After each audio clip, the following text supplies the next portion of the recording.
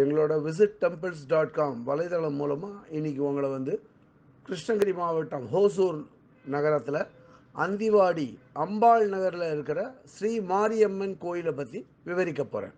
இந்த மாரியம்மன் கோயில் ஹோசூரில் அம்பாள் நகரில் அமைஞ்சிருக்கு. இது டிவிஎஸ் நகருக்கு மிக அருகாமையில் உள்ளது.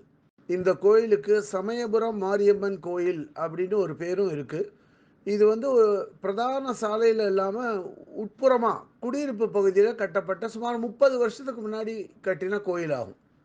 இந்த கோயில் பாதுகாப்பு கருதி கோயிலை சுற்றி ஒரு காம்பவுண்ட் வால், அதாவது மதில் சுவர் எழுப்பப்பட்டுள்ளது. ஒரு கிரில் கேட்டு, இரும்பாலான கிரில் கேட் இருக்குது.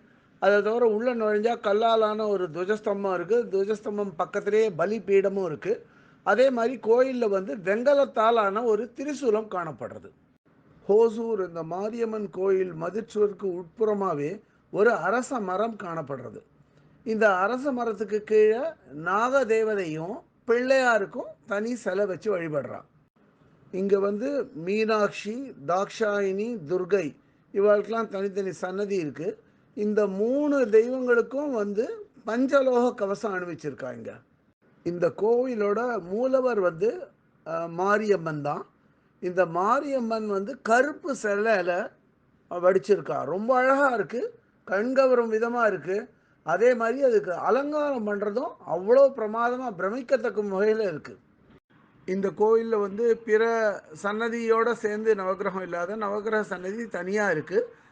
நவகிரக சன்னதியை யாரும் அந்த விக்கிரகத்தை தொடாத வண்ணம் அந்த நவகிரகங்களை சுற்றி ஒரு இரும்பாலான ஒரு கிரில் மாதிரி ஒன்று போட்டு தடுத்திருக்கான்.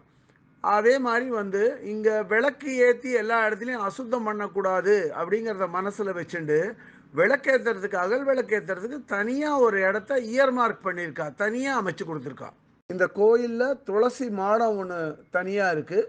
அதே மாதிரி அம்மனுக்கு வேண்டிண்டு உப்பும் மிளகும் காணிக்கை செலுத்துறதுக்கு தனியாக ஒரு இடம் அமைச்சு கொடுத்துருக்கா. சாதாரண நாள்லேயும் விசேஷ நாட்கள்லேயும் பயன்படுத்துகிற மாதிரி இங்கே மின்சார மணி, எலக்ட்ரிக் காங்கும் இருக்குது.